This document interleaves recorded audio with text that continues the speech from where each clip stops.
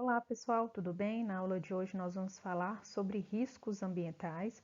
Vamos comentar um pouquinho sobre a definição de aspectos e impactos ambientais, falar da importância da identificação desses aspectos e impactos ambientais na etapa de licenciamento ambiental. Nós vamos fazer uma classificação dos riscos e, por fim, nós vamos falar um pouquinho do valor associado ao risco, a problemática do risco, o que é aceitável e o que não é dentro de um empreendimento.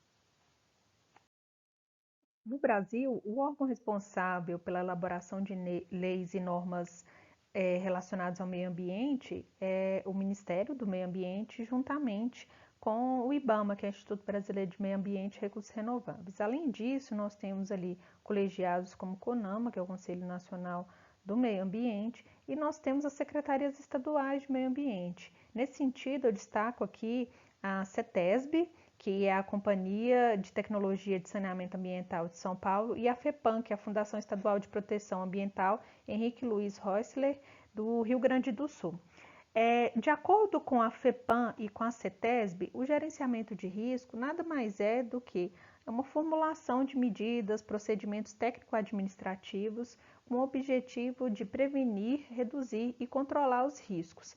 Este intuito dessa prevenção dos riscos é visando aí que as instalações, os empreendimentos operem dentro de padrões de segurança, tanto para os colaboradores quanto para a circunvizinhança, aumentando assim a vida útil da instalação, das edificações e garantindo a preservação ambiental e a segurança dos colaboradores.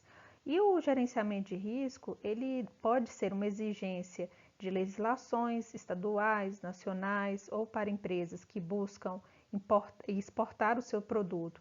Pode ser exigências internacionais, acordos entre vários países e também pode ser ali como resultado de alguma norma ou procedimento adotado pela própria empresa. Às vezes a empresa ela se auto-audita e ela busca atender ali padrões de qualidade rigorosos ali, né, que além de atender os padrões nacionais, também ali elas buscam e preocupa com a sua imagem ali frente aos consumidores e adota esses padrões ali que garantem tanto o atendimento de normas nacionais, internacionais e também ali como um programa interno de segurança. E os riscos, eles devem sempre estar em níveis toleráveis, aceitáveis ou, se possível, mitigáveis, né? Quando o risco ali ele foi controlado e em alguns casos ele é inexistente.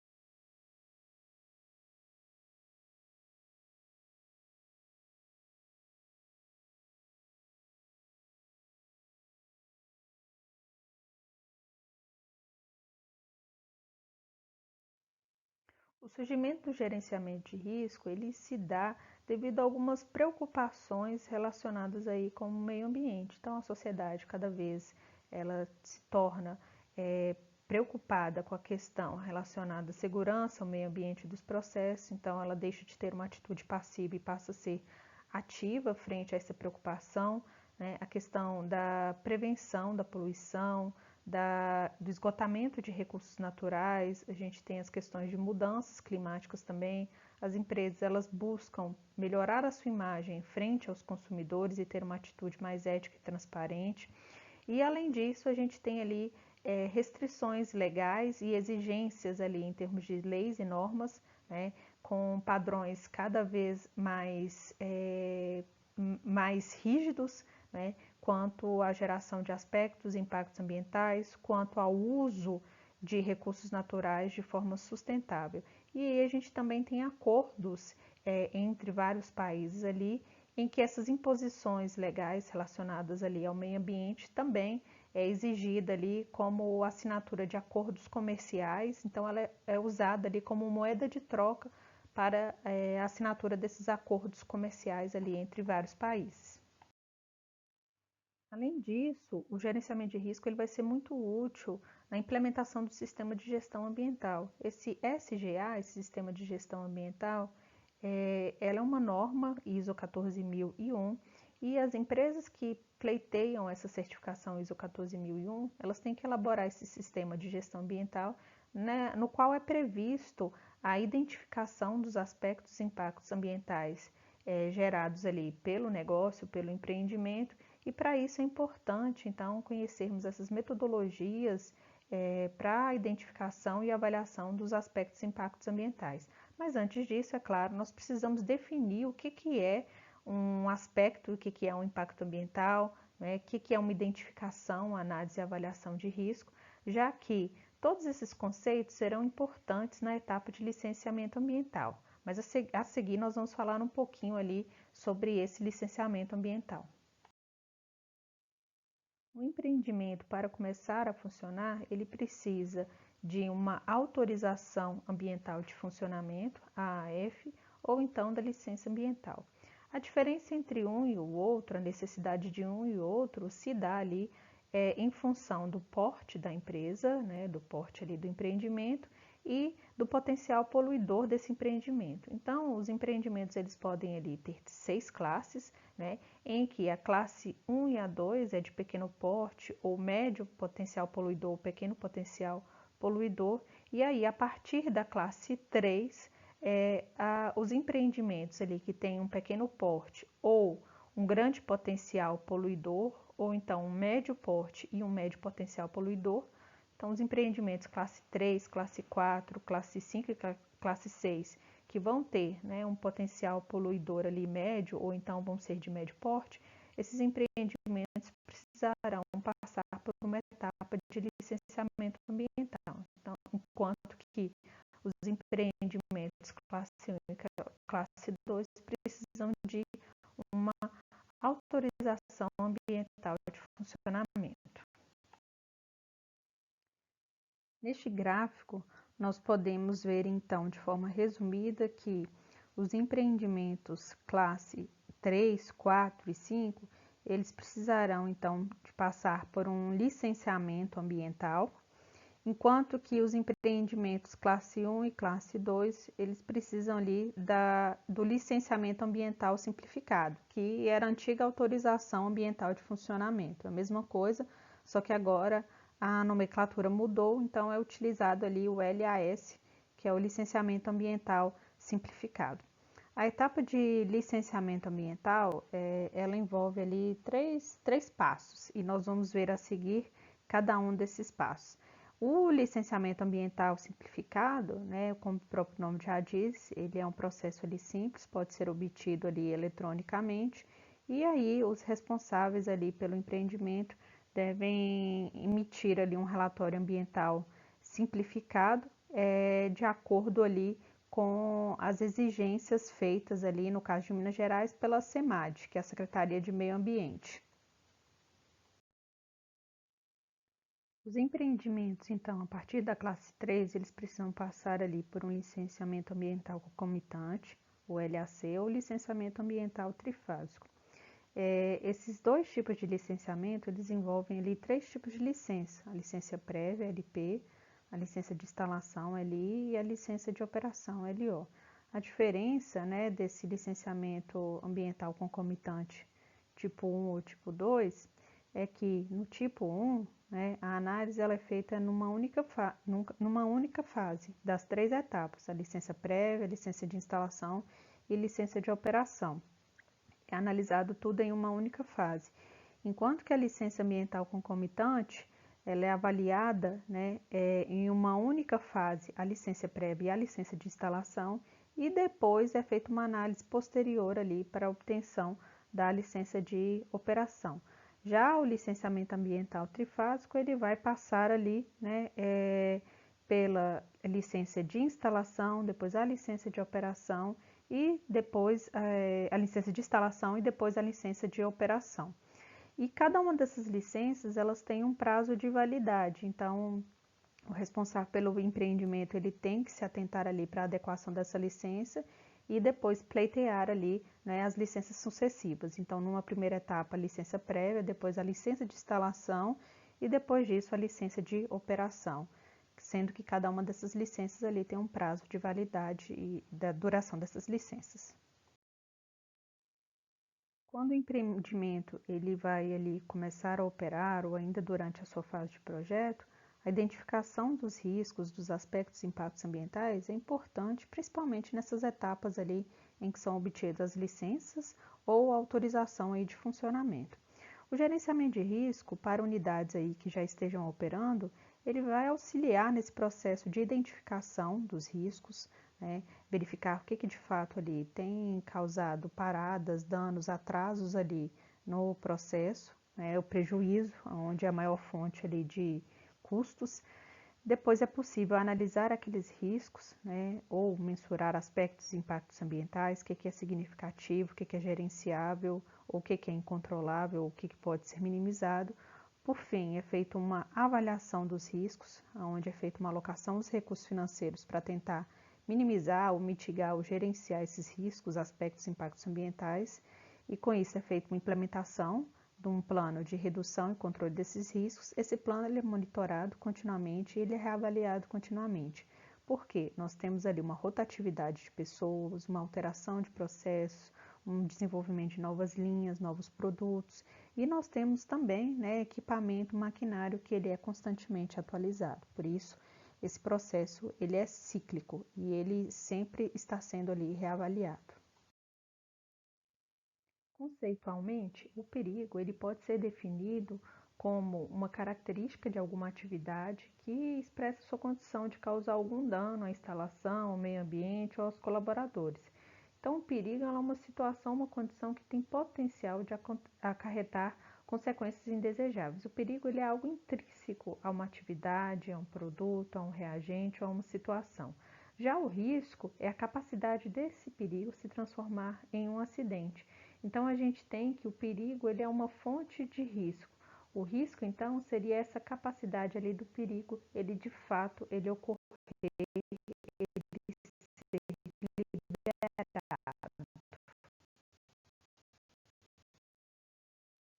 matematicamente, o risco ele é definido como o produto entre a probabilidade de ocorrência de um evento indesejável vezes a magnitude ou a consequência caso esse evento indesejável ele ocorra. Então, o risco ele é uma combinação aí de probabilidade ou de frequência com que uma situação indesejável ocorre vezes a gravidade dessa situação. Nenhuma atividade ela é isenta de riscos. A ideia é sempre minimizar, mitigar ou deixar esses riscos a níveis ali que sejam gerenciáveis e aceitáveis. O risco, então, ele está sempre incorporado de dois componentes, que é essa probabilidade de ocorrência e essa gravidade, caso aquele evento indesejável ocorra. E para isso, né, para ter ideia aí dessa probabilidade de ocorrência, nós precisamos saber ali a frequência Para levantar essa frequência é interessante ali que as organizações elas possuam ali um banco de dados, né, com as informações ali sobre acidentes indesejáveis e quais são os danos causados ou a gravidade na ocorrência aí desses eventos indesejáveis. Para projetos ou plantas que ainda vão operar, esse trabalho ele é feito por uma equipe multidisciplinar que levanta esses cenários e é feita uma estimativa ali da frequência desses cenários, o que pode causar ali de danos caso aquele cenário ocorra e quais os impactos esses danos ali eles causarão. Lembrando que esses riscos podem ser riscos tanto relacionados ali com o meio ambiente ou riscos relacionados com a segurança do colaborador, riscos também relacionados ali a instalações, né, a danos ali de equipamentos. Então nós temos vários tipos de risco que nós vamos ver a seguir. O risco ele pode ser comunicado de várias formas. Ele pode ser comunicado aí em uma única via, né? Por exemplo, recall por parte de fornecedores, ou pode ser também comunicado por via de mão dupla, quando é feito ali alguma audiência pública, algum debate, algum workshop, alguma reunião com os colaboradores. E esse risco é interessante que as organizações adotem de forma muito clara o que ela percebe como risco, né, e o que ela trata como risco aceitável. Então, algumas organizações delimitam ali o número de falhas que é aceitável e aí, dentro dessas falhas, nós podemos determinar, então, quais os riscos que são aceitáveis e a frequência com que esses riscos ali são aceitáveis, trabalhando ali com esse limite de falhas estabelecido ali pela organização. Aqui nós temos um exemplo de uma comunicação de risco por uma via única, então é um recall da Heineken, anunciando ali que as garrafas de long neck continham ali riscos de acidentes, né, incidente com lascas de vidro. Então, o fornecedor ele comunica esse risco ali para os consumidores. É muito comum também em carros, né? A gente pode observar ali que com uma certa frequência são feitos recall de alguns automóveis. A comunicação do risco é então um dos pilares do processo de gestão de riscos. Então, ela dá suporte ali para identificação dos riscos, para análise e para avaliação dos riscos. Em seguida, esses riscos eles são tratados, eles são gerenciados, é elaborado um plano para monitoramento, mitigação e controle desses riscos, e esse plano ele é cíclico, ele é continuamente reavaliado e monitorado. Nós temos falado aí da análise de risco e avaliação de risco, mas qual a diferença entre um e outro? A análise de risco, a gente vai aplicar as técnicas para poder identificar e avaliar os riscos inerentes ali a uma atividade, sejam riscos relacionados ao meio ambiente, à população, riscos relacionados ali à própria instalação. E os principais resultados da análise de risco vai ser um compilado de informações a respeito da identificação de cenários que podem causar acidentes, situações que possam causar danos ao colaborador, as frequências esperadas, a magnitude, caso esses riscos eles de fato ocorram, e as possíveis consequências. Já a avaliação de risco, ela é definida ali como o processo, né, ou a tomada de decisão a partir dessa análise de risco. Então, a avaliação de risco, ela resulta ali, né, ela pega os resultados da análise de risco e a partir daí os responsáveis, a equipe responsável ali pelo empreendimento realizará uma tomada de decisão e elaborará uma estratégia para gerenciamento, mitigação desses riscos.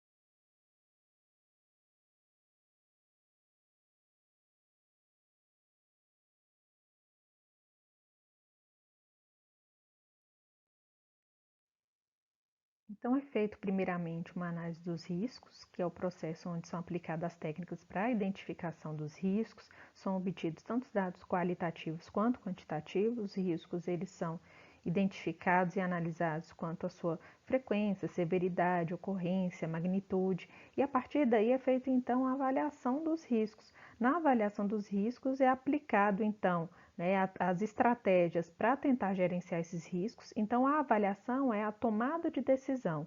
Na análise, a gente identifica, qualifica ou quantifica esses riscos, e na avaliação, a gente vai então adotar as estratégias para tentar gerenciar e minimizar esses riscos. Outra definição importante que precisamos fazer é a respeito do que é aspecto impacto ambiental. O aspecto ambiental é qualquer elemento da atividade, produto ou um serviço de uma organização, de um empreendimento que pode interagir com o meio ambiente. Então, o aspecto ambiental é qualquer parte de uma atividade, de um serviço ou de um produto ali, de um empreendimento que pode interagir com o meio ambiente. Já o impacto ambiental vai ser o resultado da interação desse aspecto ambiental com o meio ambiente. Então, o aspecto ambiental é a causa e o impacto ambiental é a consequência.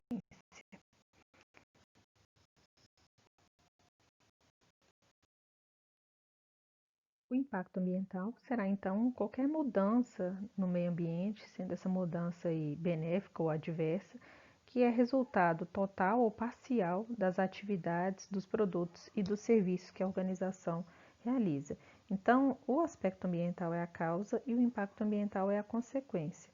O aspecto ambiental é qualquer atividade ou elemento de uma atividade que pode interagir com o meio ambiente, enquanto que o impacto ambiental é o resultado dessa mudança ali no meio ambiente, né?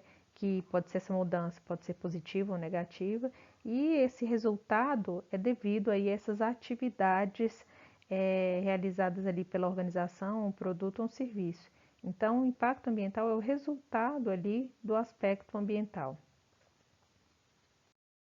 Então, o aspecto ambiental é o elemento da atividade, produto ou serviço que pode interagir com o meio ambiente.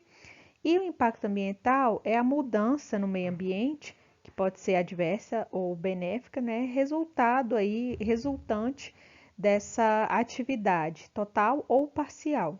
Então, o aspecto ambiental é a causa e o impacto é a consequência ali que esse aspecto ambiental vai ter no meio ambiente. Então, nós temos aqui um exemplo de uma atividade, no caso aqui a manufatura de produtos.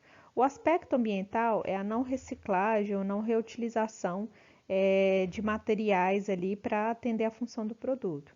Então, eu tenho, por exemplo, um descarte inadequado ali, né, de embalagens ou de produtos que não estão em conformidade. Isso seria o meu aspecto ambiental.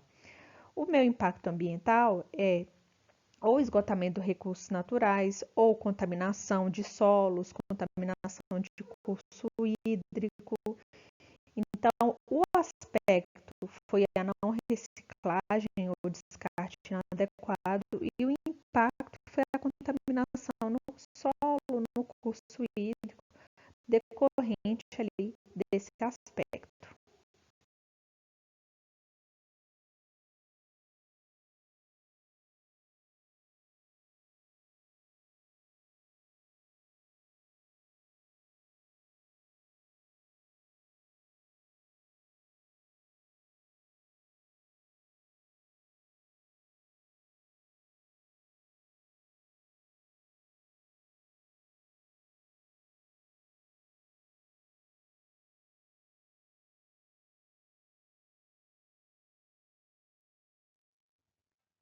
Neste gráfico, nós temos um exemplo, então, de um negócio, um empreendimento, onde a gente tem como atividade o uso de uma matéria-prima X.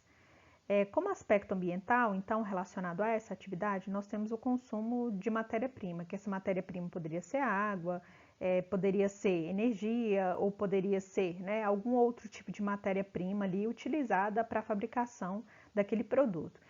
E aí, como impacto ambiental, nós temos, por exemplo, a redução ali de reservas naturais dessa matéria-prima, a redução ali de recurso hídrico ou outro ali relacionado a essa matéria-prima. Então, o que vocês podem ver aqui de forma clara é que no empreendimento ou em alguma atividade, nós temos então a descrição das várias atividades relacionadas ali àquele negócio.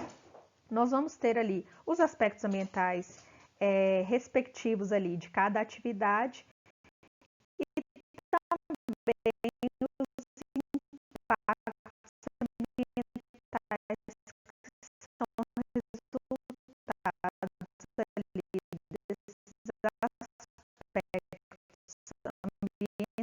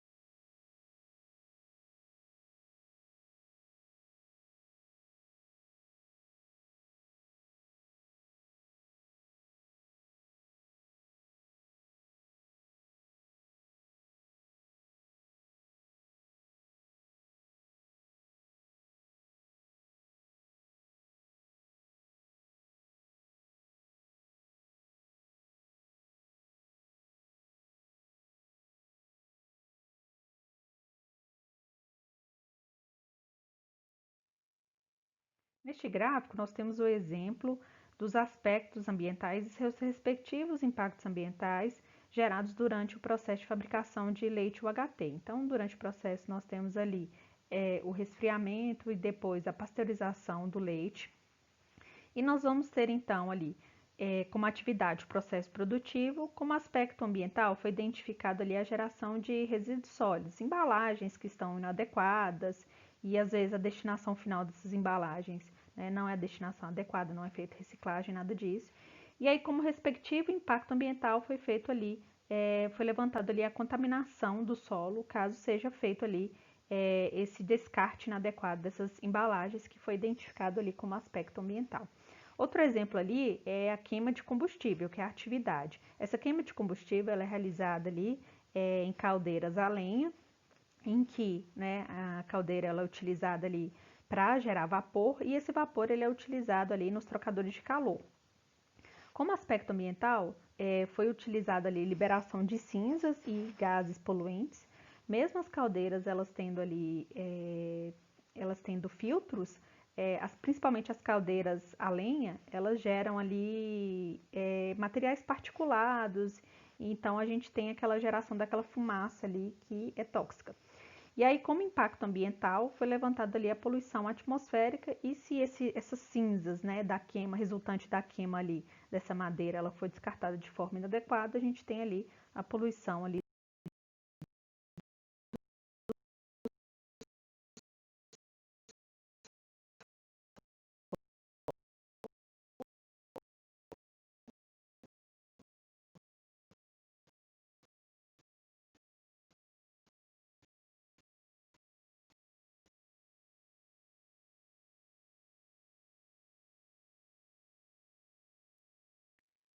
A correta identificação dos aspectos e impactos ambientais é importante durante a etapa de elaboração do sistema de gestão ambiental, que é a norma ISO 14001. Então, as organizações que pleiteiam essa certificação ISO 14001, elas precisam conhecer e identificar e quantificar de forma muito precisa os aspectos e impactos ambientais gerados nas suas atividades ou pelos seus produtos e serviços. Em relação aos impactos ambientais, nós podemos classificar esses como diretos, né, em que a ação e a consequência ela ocorre no mesmo tempo e local. Podemos classificar como indiretos os impactos causados por uma ação em que as consequências elas serão vistas mais tarde ou a uma certa distância. E nós temos aí também os impactos cumulativos, em que a ação ela vai ocasionando impactos que vão se acumulando com o passar do tempo. Em relação aos riscos, esses podem ser classificados como riscos ambientais, riscos antrópicos e riscos naturais. E dentro dos riscos antrópicos causados pela ação do homem, nós temos riscos tecnológicos e riscos sociais. Riscos sociais, eles podem ser causados ali pela sociedade ou riscos ali que tenham consequências para a sociedade humana. E em relação aos riscos tecnológicos, eles estão ali diretamente ligados ali à ação humana e pode ser causado ali, né, devido a um vazamento de algum produto tóxico, radioativo, inflamável, alguma queda de um avião ou colisão aí entre os automóveis. E os riscos ambientais, além de ter essa classificação entre riscos antrópicos e naturais, nós temos também a classificação deles como riscos internos, né, relacionados às condições ali do ambiente de trabalho, ou riscos externos, quando a gente tem, por exemplo, uma contaminação ali em comunidades vizinhas. E nós temos riscos relacionados com o produto e riscos ali relacionados à imagem da empresa. Esse talvez seja o mais difícil de mensurar, principalmente mensurar ali os danos, né, que esse risco pode causar ali à imagem da empresa. Outra forma de classificar os riscos é que eles podem ser definidos ali como riscos locais, e aí eles vão estar submetidos a uma legislação municipal. Então, a gente tem, por exemplo, a contaminação de um córrego em alguma cidade, ou alguma liberação de um efluente por alguma empresa em algum córrego local. Nós temos riscos regionais, esses são submetidos ali ou estão sob passivos de legislações estaduais e temos os riscos globais, que pode ali ser tratado em termos de acordos internacionais, normas internacionais. E tem outras categorias de riscos que não estão relacionados ali com a legislação. Então, são riscos ali que ainda não são legisláveis, não tem uma definição sobre quais são os passivos legais os quais eles estão submetidos. O processo de avaliação de riscos, no qual é tomada as decisões e onde vão ser alocados ali os recursos financeiros e estratégias para tentar minimizar e gerenciar esses riscos, ele é feito, né, na tentativa aí de tornar esses riscos gerenciáveis, lembrando que nenhuma atividade ela é isenta de risco e é impossível reduzir uma atividade a um risco zero. Além disso, né, as organizações, os empreendimentos, eles devem levar em consideração o custo para gerenciar esses riscos. Então, durante a elaboração ali dos planos de monitoramento e controle dos riscos, é interessante ali que sejam escolhidos riscos que sejam que afetam significativamente o processo e que tenham ali, que sejam passíveis de ser gerenciáveis, principalmente em relação ali a custos para esse gerenciamento. É importante também levarmos em consideração que o risco, a gente não pode considerar ele somente do ponto de vista quantitativo. O risco é a probabilidade vezes a consequência, mas se a gente pensar nessas duas situações, por exemplo, uma cidade A e B, na cidade A a gente tem ali, né, a probabilidade de ocorrência 1.000, vamos supor ali mortes, né, por ano, e a gravidade é uma morte a cada acidente. Então existem aí 1.000 acidentes por ano e cada acidente ali leva uma morte. Então o risco calculado daria aí 1.000 mortes por ano. Já uma outra cidade B, uma cidadezinha pequena, a probabilidade de ocorrência ali de um acidente, já que, né, supomos que próximo a essa cidadezinha há uma grande indústria e essa indústria ela trabalha com produtos químicos e caso haja algum vazamento de uma fumaça ou de algum reagente ou de algum material tóxico, a probabilidade de ocorrência é muito baixa, a probabilidade de ocorrência desse evento é de 0,1 ao ano, mas caso ele ocorra, isso vai ocasionar ali 10.000 mortes, seria uma fumaça ali tóxica. Se a gente for olhar quantitativamente, as duas situações têm o mesmo valor de risco, que são 1.000 mortes por ano. Mas um risco a gente considera aceitável, o outro não. Supondo que na cidade A a gente esteja falando de riscos de acidente de trânsito e na cidade B a gente esteja falando ali de vazamento de alguma fumaça tóxica ou radioativa, na situação da cidade A gente tolera esse risco, ele é aceitável e de fato socorre. Já na cidade B, a gente considera esse risco como inaceitável. Então, o risco ele deve ser avaliado juntamente com o seu valor e não somente o valor quantitativo, somente o número desse risco, mas sim o que é aceitável ou não, o que é gerenciável ou não e o que a gente consegue contornar ou não. Os riscos sempre podem ser gerenciáveis ou então serem aceitados e serem financiados. Nesse caso, a organização ela conta com algum seguro ou algum centro de custos disposto a custear caso aquele risco ali ele ocorra e venha causar algum incidente, seja para a instalação ou para os colaboradores. O ideal é que a gente sempre trabalhe ali com a situação de gerenciamento de risco, evitando que ele ocorra, e não trabalharmos aí com o financiamento desse risco. E para isso a gente tem duas abordagens, que é uma abordagem preventiva, que é quando a gente tenta diminuir a probabilidade de ocorrência do evento indesejável, ou então uma abordagem protetiva, ou de proteção, que é quando a gente quer diminuir a gravidade das consequências daquele evento indesejável, ou então a combinação das duas, da prevenção com a proteção, tentando reduzir tanto a probabilidade de ocorrência do risco, quanto a gravidade desse risco, caso ele venha a ocorrer. É importante que a equipe que for avaliar o risco seja uma equipe multidisciplinar. Muitas das vezes, esses riscos eles são tratados de forma individual, em que cada um do seu setor avalia quais os riscos inerentes ali ao seu setor ou atividade e passa ali para o setor seguinte. Alguns riscos eles são resultados de interações sutis entre os diversos setores e atividades. Então é importante ali que essa equipe ela seja multidisciplinar e consiga avaliar de fato, né, quais são os riscos que são resultados dessas interações, o que é gerenciável de fato ou não, o que é passível ali de ser custeado. E é interessante também que seja feito um balanço adequado ali das medidas protetivas e preventivas, de forma que o processo ele não fique enrijecido ou altamente travado, né, por várias proteções, sendo que alguns riscos eles de fato ali são insignificantes ou não afetam o processo. Então, na indústria de alimentos, por exemplo, a gente tem que pensar, vamos supor que nós temos uma situação de um beneficiamento, um processamento de água de coco. E nós verificamos que os produtos eles estão saindo com uma conformação indesejável. A coloração, ela apresenta uma coloração rosa.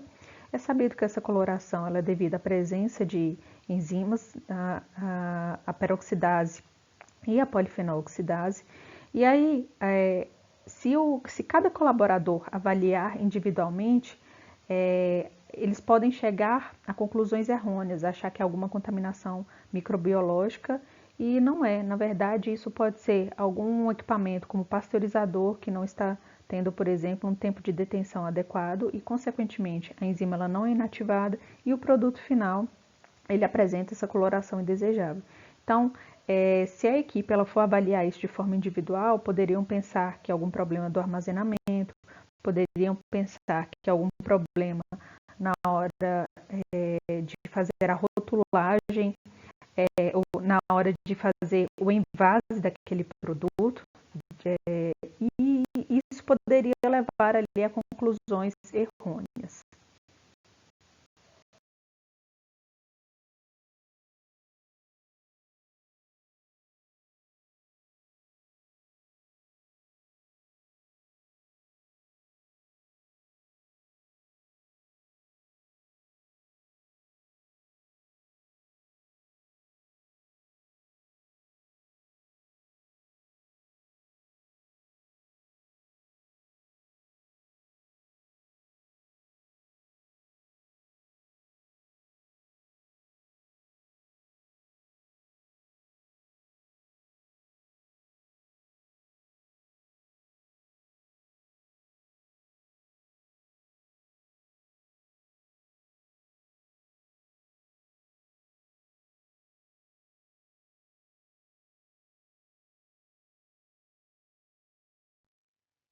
Muitas das vezes os riscos também estão camuflados de interesses políticos e outros interesses comerciais.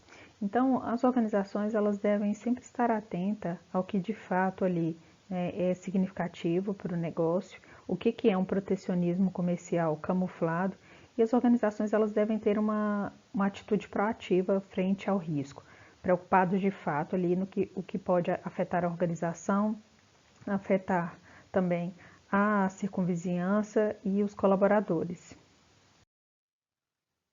Um exemplo negativo de como interesses políticos podem afetar a mitigação e o gerenciamento de riscos ambientais foi o Acordo de Paris. Então, em 2015, esse acordo foi protocolado, o Brasil foi signatário, os Estados Unidos também, mas depois, devido a mudanças políticas do presidente, os Estados Unidos eles saíram do Acordo de Paris. Nós temos também outro exemplo que foi um acordo comercial entre a União Europeia e o Mercosul. Esse acordo, ele de fato não foi concretizado porque muitos países europeus alegaram ali que o Brasil não estava cumprindo ali as exigências relacionadas à proteção ali dos biomas brasileiros. Entretanto, alguns políticos brasileiros eles apontavam ali que era essa postergação na assinatura desse acordo devia ali ocorria devido a interesses de pequenos agricultores europeus, principalmente ali que os produtos agro né, exportados pelo Brasil, eles são bastante competitivos e isso impactaria de forma negativa pequenos produtores europeus.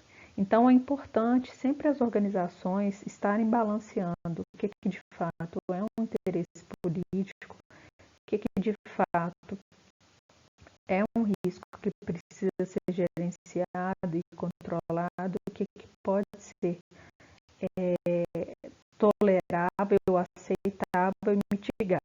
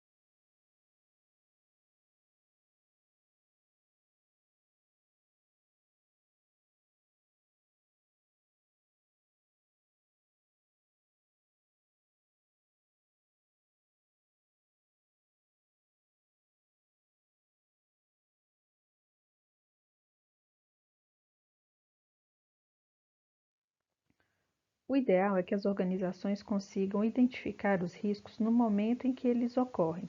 Essa identificação em tempo real, ela é possível através do Sistema de Gestão Ambiental, SGA, obtido através da certificação ISO 14001.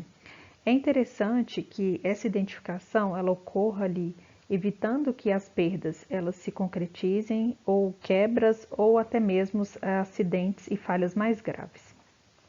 É importante também que esses riscos, se possível, sejam previstos na fase de projeto, antes dos negócios e dos empreendimentos eles de fato operarem e as instalações elas já estarem de fato concretizadas e concluídas. Na fase de projeto é possível fazer alterações que vão minimizar os custos financeiros e evitar muitas falhas, garantindo assim uma economia financeira para as organizações.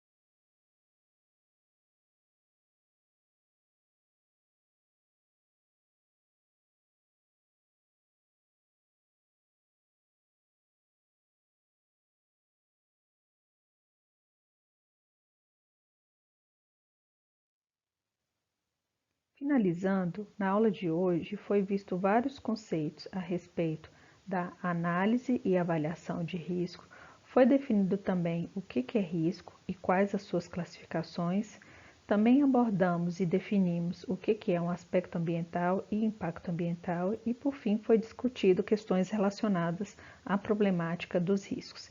É interessante que esses riscos, se possível, sejam gerenciados e sejam analisados durante a etapa de projeto, que é onde as operações dos empreendimentos elas ainda não foram iniciadas e onde as instalações elas ainda não foram executadas. Isso permite uma economia e alteração no layout e no projeto sem que haja uma alocação